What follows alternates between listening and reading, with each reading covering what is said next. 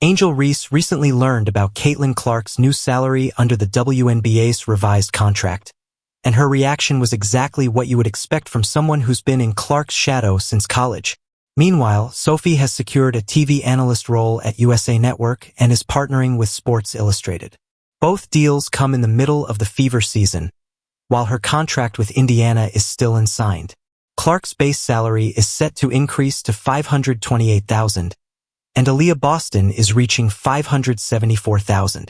Meanwhile, Reese is still at $350,000, a figure that seems high until you compare it to the others. The market has spoken, and Reese's reaction to this pay disparity has been less than positive. But how much does Reese truly deserve? Let me know your thoughts in the comments below. Caitlin Clark is due for a massive pay day. Last year on the rookie scale, she made 85 grand. This year, with the new CBA, courtesy of CC22, she's going to be making well over $500,000. Let's dive into the actual numbers. The $528,000 Clark is set to earn compared to Reese's $350,000 isn't just a simple gap. It's the WNBA's way of putting a price on Angel Reese's performance over the past 2 years versus Caitlin Clark's. And Reese isn't happy about it. The new collective bargaining agreement restructured WNBA salaries based on 2 key factors: where a player was drafted and whether they earned all WNBA honors during their rookie contract. Clark hit both of these benchmarks, as did Aaliyah Boston. Reese met only one, the draft position, where she was selected 7th overall, which is why Cameron Brink, drafted 2nd, is pulling $493,000. Sonia Citron, selected 3rd, is earning $436,000. Reese is behind both of them at $350,000. Reese quickly took notice, especially after fans pointed out how crazy it was that she makes less than Cam and Sonia. Notable projected WNBA salaries per new CBA. Aaliyah Boston, and this is what they're currently making versus what they will make. And I'm going to tell you, there's some... It's funny seeing the amount of people that's about to make more money than Angel Reese. Angel Reese is punching air right now. Barbie is punching air. Between her new salary and nobody showing up to see her at Barbie Fest, whoa, she's not happy at all. I gotta tell you, she's upset. Aaliyah Boston's salary increase shows how the Epic Clause operates. She jumped from $94,000 to $574,000. But this wasn't just a raise. It was a reclassification of her value, based on 2 years of exceptional performance. The Epic Clause, exceptional performance on initial contract, applies when a player earns all WNBA honors within their first 3 seasons. This clause accelerates their eligibility for maximum contracts. Clark earned first-team All-WNBA honors in her rookie season, 2024, so she's already on track for max eligibility by 2027. That's the Epic Clause doing exactly what it's meant to do. NBA, Clark's expected to get a huge increase in salary along with other stars as broken down by Spotrac. We went over the numbers earlier. In her first 2 years in the WNBA, Clark's made $76,000 and $78,000 respectively. This massive jump has to do with accolades that Clark has won in previous seasons. Clark's new salary brought in a host of reactions online. Big pay increase for the number of fever stars, Caitlin Clark and Aaliyah Boston. Reese How came the into F the is league Cameron with a making national more than Angel championship ring, Reese? a Reebok deal already I don't signed, know. and more social Okay. media buzz than almost We'll see any here. rookie We'll in see. recent memory. Angel Reese, And none of $1 that for moved the every needle on her missed shot salary and tier rebound. because the CBA Nice. doesn't pay for buzz. Ooh. The salary pays for all WNBA production, and Reese hasn't earned an all WNBA selection yet. Her $350,000 is a huge jump from the $75,000 she earned as a rookie, but the gap between her pay and Clark's isn't arbitrary. It's based on production, and right now, Clark's $528,000 is $178,000 more than Reese's base salary because Clark has the all WNBA selection and Reese doesn't. Reese's frustration about this is clear, but it's not just about the money. It's about the league's ranking of their 2 years of professional careers. Reese finds herself ranked below not just Clark, but also Boston and other players from her draft class. It's just a fact. She is, it's more than a fact. She is not good at layups. But I was looking at her stats. I jotted some down right here, and she shoots an abysmal 39% from the field. She shot below 50% on shots less than 5 feet away, which is bad. And even worse than that is that shots from 5 to 9 feet, 13%. Reese's rebound numbers might look impressive at first glance, but upon closer inspection, many of her offensive rebounds came from her own missed shots. Despite attempting the third most layups in the WNBA during her second season, she only converted 31.5 of them. Efficiency-minded coaches and sponsors can easily spot this, which might be contributing to Reese's current standing in the salary rankings. WNBA leveling up and all eyes on her now. I think that she knows that she has to completely restructure her form, because that is not the way to be efficient in the post position that she is in. At the post position that she's in, a layup is supposed to be a given. She needs to improve her touch around the rim, like all over the place, but she seems to take these desperation shots. Clark's production goes beyond her own box score, which is what sets her apart from nearly everyone else in the league. Her playmaking ability opens up opportunities for other players. Aaliyah Boston gets better looks in the post because defenders can't sag off Clark. Kelsey Mitchell finds cleaner driving lanes, and players like Lexi Hull and Sophie Cunningham get open shots. Clark's impact on the game is felt by everyone around her, not just through individual stats. Teams and sponsors are paying for that kind of system-wide impact. Nothing but a mystery surrounds Angel Reese. Angel Reese has taken this season off to focus on her off-court endeavors and to avoid these losses that the Chicago Sky are accumulating, to avoid them appearing on her resume. Angel Reese doesn't really care about basketball. When Clark signed a $28 million, 8-year deal with Nike, it wasn't based on hype. It was backed by hard data from 2 seasons of exceptional performance. Nike saw her performance translate into actual sales and increased interest in the WNBA. In contrast, Reese's partnership with Reebok hasn't had the same success. Her shoe launched with significant marketing energy, but it failed to sell out and has since seen the marketing budget slashed.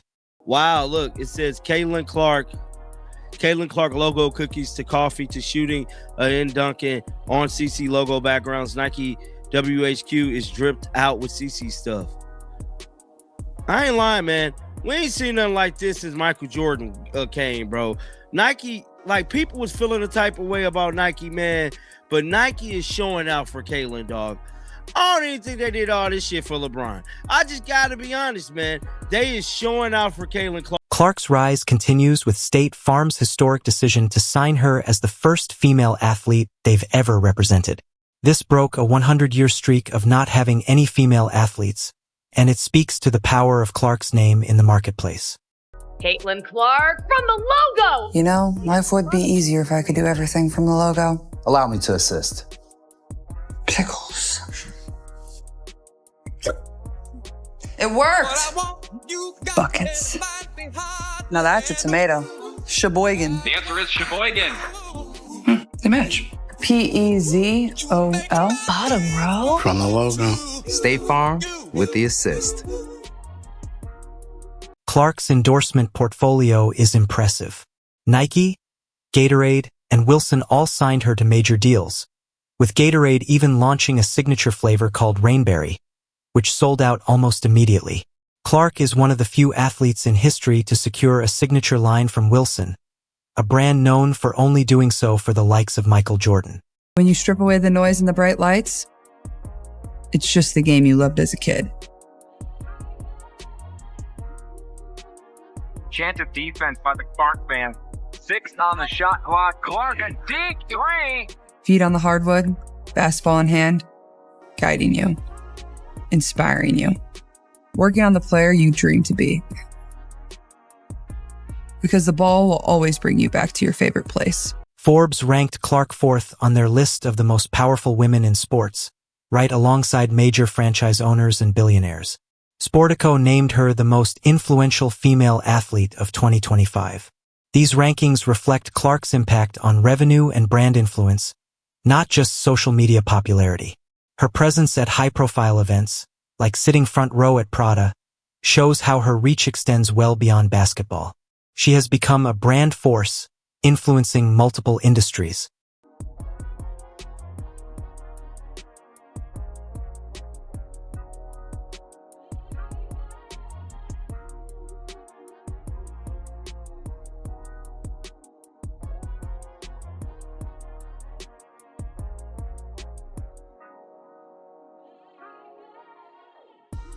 Reese's response to Clark's success has often been dismissive, which fans and sponsors have noticed.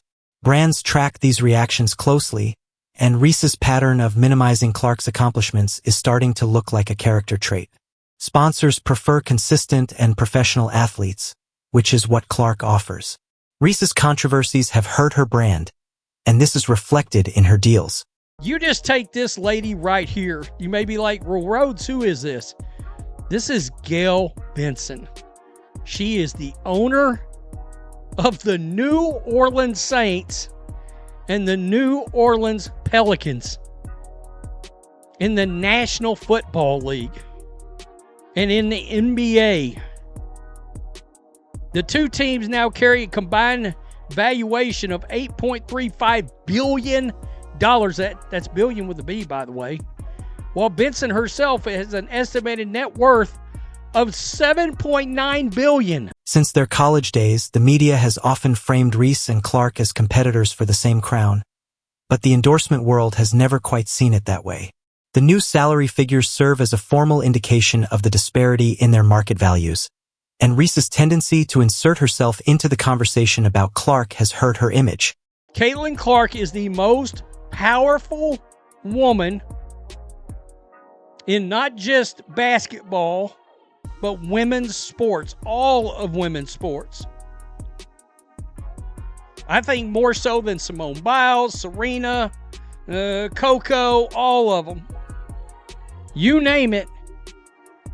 There is one person that is bringing people to television screens, and that's her on the screen, Caitlin Clark. Sponsors pay close attention to an athlete's public behavior and how it affects their brand. Reese's history of public controversies has made sponsors hesitant. Reebok's experience with her shoe line, which failed to sell despite significant marketing efforts, shows that sponsors are stepping back. There's nothing that she does where you go, did you see her? Other than she plays really, really hard, and I liken her game to Moses Malone. Moses Malone was relentless. So it's not that I don't appreciate who she is or how she plays. There is no one like Caitlin Clark. In the history of the WNBA, Nike is increasing their investment in Clark, expanding her product line, and predicting that any Clark-specific release will sell out. This is the contrast to Reese's decline in support from Reebok. Caitlin Clark is the most powerful woman in not just basketball, but women's sports, all of women's sports. I think more so than Simone Biles, Serena, Coco, all of them. You name it. There is one person that is bringing people to television screens, and that's her on the screen, Caitlin Clark. Reese publicly demanded a $1 million salary, but that demand came at a time when her shoe wasn't selling. She hadn't earned any All-WNBA honors, and the brand that invested in her the most was retreating. This demand seemed out of touch with the reality of her current situation, and sponsors have noticed. Caitlin Clark brings money to the area when she comes to town. Fans know the deal. The scheduling conflict strikes again. Reese's public demand for $1 million came alongside some major accomplishments from Clark, including a Forbes ranking and a Gatorade partnership. Instead of taking this as an opportunity to reflect and improve, Reese reacted with a public tantrum, which didn't sit well with brands. Hey, look, dude, she's the singular offensive engine talent in the history of the sport on the women's side of the game. And when you take it to the men's side, I always say it all the time, her vision and playmaking is on par with anyone I've ever seen. Clark's trajectory is poised to continue upward, with her potential for a Supermax contract by 2028. This puts her on a path to earning nearly double what Reese is asking for, further widening the gap between the two players. Reese needs to demonstrate consistent availability, earn an all-WNBA selection, and reset her public persona. None of these things can happen quickly, especially when her biggest endorsement partner is pulling back. Every public controversy she engages in makes it harder for her to secure new deals. Clark, on the other hand, has shown how dedication and professionalism pay off.